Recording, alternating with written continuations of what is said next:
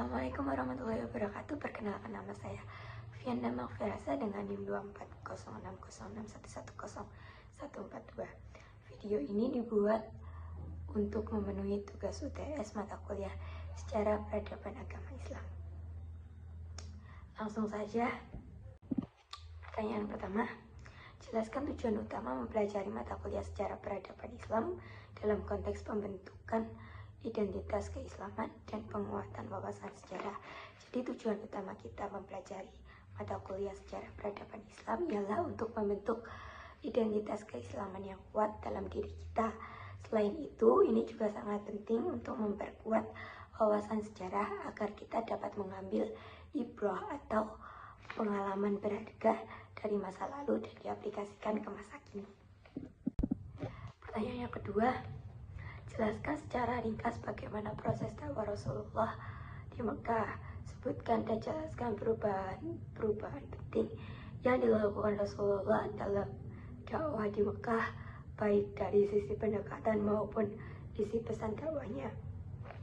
Proses dakwah Rasulullah dilakukan secara bertahap, mulai dari sembunyi-sembunyi hingga terang-terangan. Strategi yang dipakai beliau ialah pendekatan secara personal dan ketabahan yang luar biasa dalam menghadapi tekanan. Ada perubahan penting, pendekatan berubah dari rahasia ke publik, dan isi pesan bergeser dari moralitas umum ke penekanan tauhid yang sangat murni. Pertanyaan yang ketiga, apa saja sebab-sebab utama yang mendorong Rasulullah hijrah ke Madinah? Jelaskan pula langkah-langkah penting yang dilakukan Rasulullah dalam membangun masyarakat Madinah yang plural. Sebab Nabi Muhammad hijrah ke Madinah ialah karena ia mendapatkan tekanan dan ancaman pembunuhan di Mekah, serta adanya perintah dari Allah Subhanahu wa Ta'ala. Langkah-langkah yang dilakukan beliau untuk membangun masyarakat plural ialah yang pertama membangun masjid, yang kedua mempersaudarakan kaum Muhajirin dan Ansor, dan yang ketiga merumuskan piagam Madinah untuk menyatukan semua golongan. Pertanyaan yang keempat, jelaskan mode-mode pemilihan kepemimpinan pada masa Khulafaur Rasyidin dan sebutkan pencapaian-pencapaian penting masing-masing khalifah. Pada masa ini pencapaian dilakukan dengan beberapa macam. Ada musyawarah langsung, penunjukan, dan dewan formatur. Pencapaiannya meliputi Abu Bakar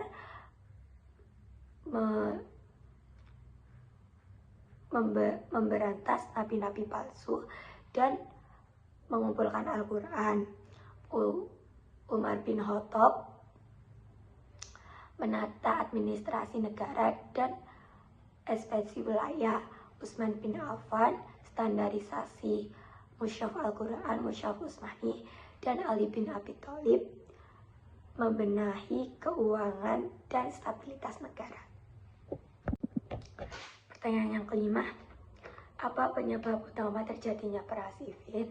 Jelaskan apa itu peristiwa Takin, siapa saja terlibat, dan dampak negatif apa yang muncul pasca Takin tersebut terhadap umat Islam. Penyebab terjadinya perang Siffin ialah adanya perselisihan politik terkait kematian Khalifah Utsman, dan hal ini memicu peristiwa tahkim atau arbitrase yang melibatkan utusan kedua pihak. Dampak negatif dari peristiwa ini yaitu munculnya perpecahan umat Islam, terutama lahirnya kaum Khawarij. Pertanyaan yang keenam, jelaskan sebab-sebab munculnya Khulafa Bani Umayyah dan siapa raja pertamanya.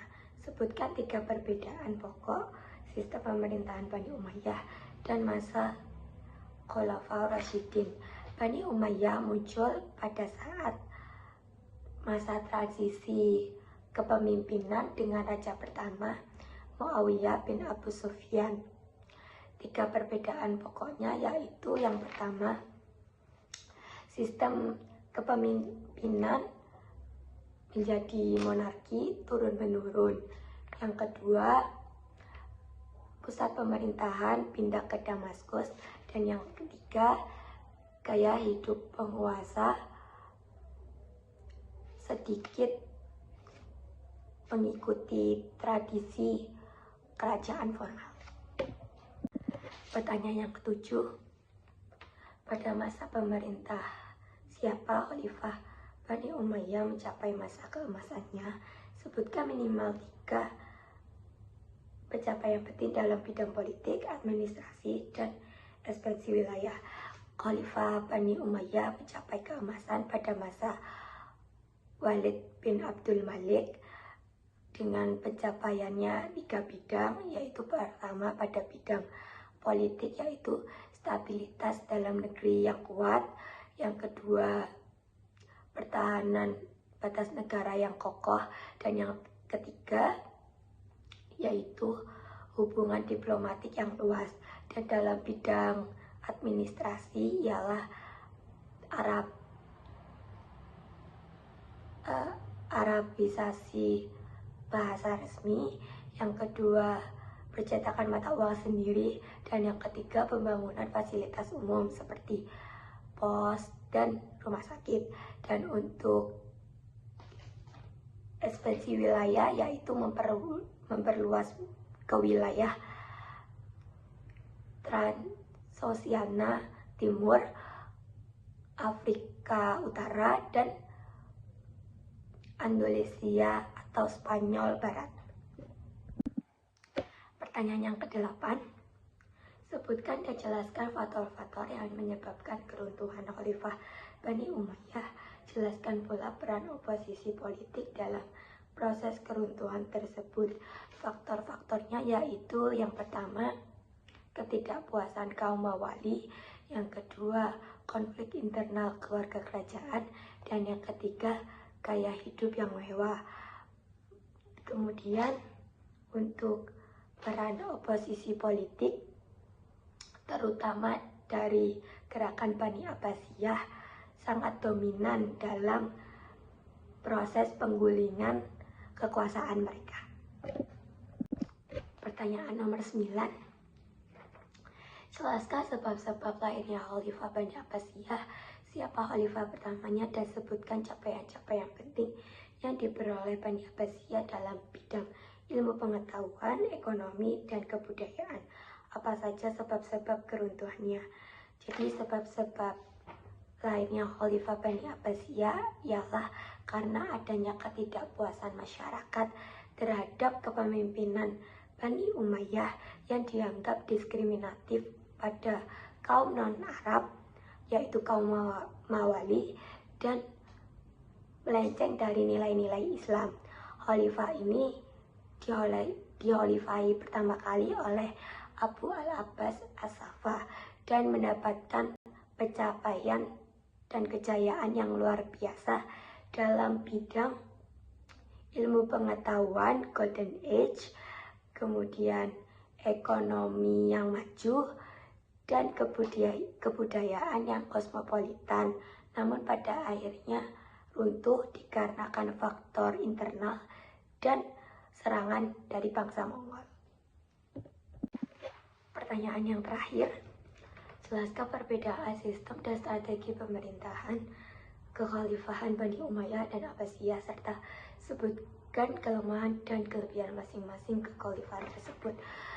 Perbedaannya terletak pada jika Bani Umayyah fokus pada militer dan perluasan wilayah Arab sentris, sedangkan Bani Abbasiyah fokus pada ilmu pengetahuan dan lebih terbuka, inklusi. Dan untuk kelebihan Bani Umayyah yaitu kekuatan fisik wilayah, sedangkan Bani Abbasiyah unggul pada kekuatan intelektual. Dan untuk kelemahan Bani Umayyah terletak pada ketergantungan militer asing, sedangkan untuk kelemahan Bani Abbasiyah yaitu kurangnya kontrol terhadap wilayah jauh. Sekian penjelasan materi sejarah peradaban Islam untuk UTS kali ini. Semoga semua jawaban dapat menjawab pertanyaan dengan tepat. Terima kasih atas perhatiannya. Wassalamualaikum warahmatullahi wabarakatuh.